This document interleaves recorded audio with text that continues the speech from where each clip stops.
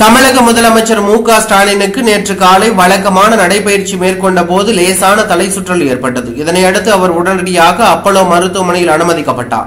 அங்கு அவருக்கு தேவையான மருத்துவ பரிசோதனைகள் செய்யப்பட்டு மருத்துவர்கள் கண்காணிப்பில் இருந்து வருகிறார். இந்நிலையில் முதலமைச்சரின் உடல்நலம் குறித்து அப்போலோ மருத்துவமனை தரப்பில் அறிக்கை வெளியிடப்பட்டுள்ளது. அந்த அறிக்கையில் முதலமைச்சர் மு.க. ஸ்டாலின் 3 நாட்கள் மருத்துவமனையில் டாக்டர்கள் கண்காணிப்பில் இருப்பார். அவர் ஓய்வெடுக்க அறிவுறுத்தப்பட்டுள்ளார்.